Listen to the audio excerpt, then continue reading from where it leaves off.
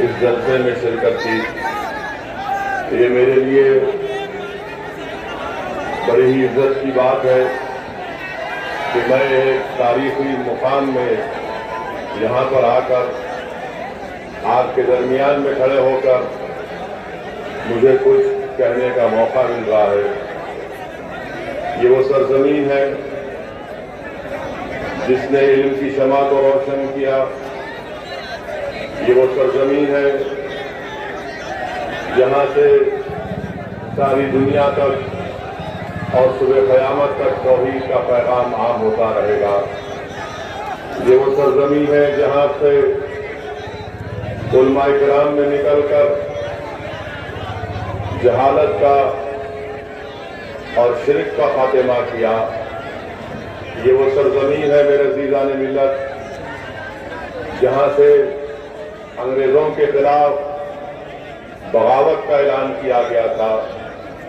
یہ وہ سرزمین ہے جہاں سے ہمارے معزز علماء کرام نے انگریزوں کو اس ملک سے غلامی سے آزاد کرانے کے لیے انگریزوں کے خلاف جہاد کا فتویٰ دیا۔ تو یہ میرے لیے بڑی خوش قسمتی ہے اور میرے لیے بڑی اچھی بات ہے کہ میں آج یہاں پر آپ کے درمیان میں آیا ہوں۔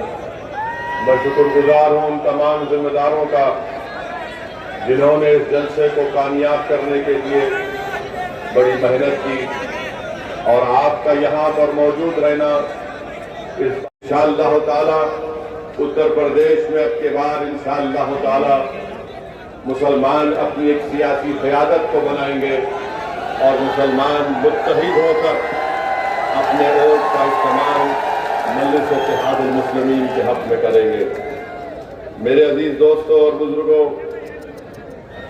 میں آپ سے یہ گزارش کرنے آیا ہوں کہ اتر پردیش کی سیاست آپ مجھ سے اچھا جانتے ہیں۔ پچھلے 50-60 سال سے مسلمانان اتر پردیش نے ضرور بھارت کی جمہوریت کو اور اتر پردیش کی جمہوریت کو مضبوط کیا۔ ہمارے بزرگوں نے بھارت کی جمہوریت کو مضبوط کرنے کے لیے اپنا خون پسینہ بہایا۔ ہم نے اپنے ووٹ کا استعمال کیا اور ہم نے مختلف سیاسی پارٹیوں کو اقتدار سے نوازا۔ برسوں آپ نے کانگریس کا ساتھ دیا، اس کے بعد چودھری چرن سنگھ نے لوک دل بنائی، آپ نے ان کا بھی ساتھ دیا۔ پھر اس کے بعد سماجوادی پارٹی اور بہوجن سماج پارٹی کو آپ نے ووٹ دے کر کامیاب کیا۔ میں آپ کو یہ بتلانے آیا ہوں، آپ سے گزارش کرنے آیا ہوں کہ میرے عزیز دوستوں اور بزرگوں، اب کی بار آپ کو اپنی قیادت کو، اپنی لیڈرشپ کو بنانا پڑے گا، کیونکہ اگر آپ اتر پردیش کے حالات پر نظر ڈالیں گے تو بھارت کی جمہوریت اور اتر پردیش کی جمہوریت کی ایک تلخ حقیقت ہے، اور وہ تلخ حقیقت یہ ہے کہ جس سماج، جس برادری کے پاس اس کی سیاسی طاقت ہوگی، اس کی لیڈرشپ ہوگی یا اس کی قیادت ہوگی، اسی سماج کے مسائل کو، تکالیف کو سنا جاتا ہے۔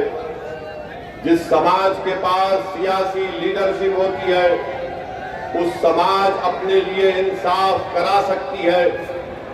وہ سماج اپنے حق کا مطالبہ نہیں کرتا بلکہ اپنے حقوق کو حاصل کر لیتا ہے۔ میرے آنے کا مقصد اتر پردیش کا صرف یہی ہے کہ میں ہزاروں کلومیٹر دور سے اگر یہاں پر آ رہا ہوں تو اللہ سبحانہ و تعالی میرے دل کا حال جانتا ہے۔ میں اپنی مقبولیت کے لیے یا اپنی انا کی تسکین کے لیے نہیں آیا ہوں، میں یہاں پر اس لیے آیا ہوں تاکہ میں کچھ جو زندگی کا مختصر سا وقت اللہ نے ہم تمام کو دیا ہے، میں اپنی زندگی کے وقت کو اتر پردیش بلکہ پورے ملک میں مسلمانوں کی سیاسی قیادت کو بنانے میں اپنا وقت لگا رہا ہوں۔ مجھے آپ لوگوں کی دعاؤں کی ضرورت ہے، مجھے آپ لوگوں کی دعاؤں کی ضرورت ہے اگر کوئی اسد الدین اویسی سے اتفاق نہیں رکھتا، اگر کوئی اسد الدین اویسی سے نفرت بھی کرتا ہے، تو میں ان نفرت کرنے والوں سے جو مجھ سے اتفاق، جب پارلیمنٹ میں ٹرپل طلاق کا مسئلہ پیدا ہوا، جب پارلیمنٹ میں ٹرپل طلاق کا بل لایا گیا، آپ کے اوپر چھوڑتا ہوں، کس نے 3 مرتبہ مودی نے پارلیمنٹ میں بل لایا تو 3 مرتبہ کس نے دلائل کے ساتھ ملک کے آئین اور سمویدھان کے دائرے میں رہ کر اس قانون کی دھجیاں کسی اڑائی تو اس کا نام مجلس اتحاد المسلمین، بلکہ یہ جس سرزمین سے آج اسد الدین اویسی کو بولنے کا موقع مل رہا ہے، یہ علماء کی سرزمین ہے۔ یہی یہاں سے کانگریس کے ایک مرحوم ایم پی صاحب تھے، اللہ ان کو جنت فردوس میں مقام عطا کرے، آمین۔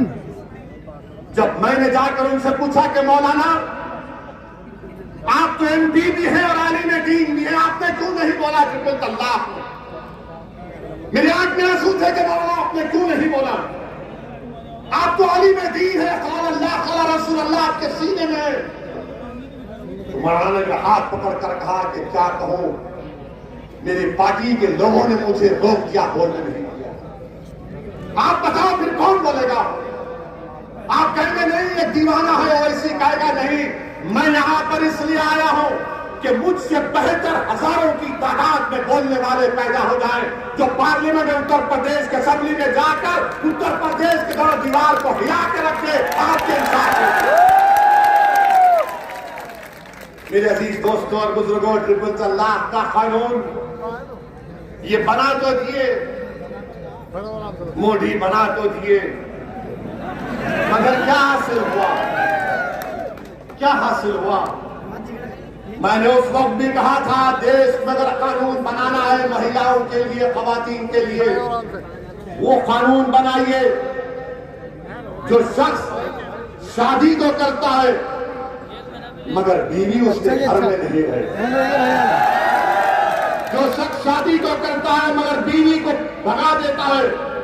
میں نے پارلیمنٹ میں اٹھ کر کہا تھا کہ تم آج یہ جو غلط کالا قانون بنا رہے ہو، جو ہماری شریعت میں مداخلت کر رہے ہو، دیکھنا ملک میں لوگ اپنی بیویوں کو، اپنی پتنیوں کو گھروں سے مار کر نکال دیں گے، ان کا حق نہیں دیں گے، تو تمام لوگوں نے مجھ پر ہنسا۔ آج وہی دنیا دیکھ رہی ہے، شادی شدہ ہے مگر بیوی گھر میں نہیں ہے۔ آپ کو معلوم بھارت میں ایسے 32 لاکھ مہیلائیں جو شادی شدہ ہیں مگر اپنے پتی پرمیشور کے ساتھ نہیں۔ بتاؤ بی جے پی والوں یہ سچ ہے یا جھوٹ ہے؟ بتاؤ۔ ہم پر الزام لگانے والوں سن لو، ایک اور بھڑکاؤ بھاشن ہو رہا ہے۔ بتاؤ بی جے پی والوں، کیا یہ بات سچ نہیں ہے کہ پتی کے ساتھ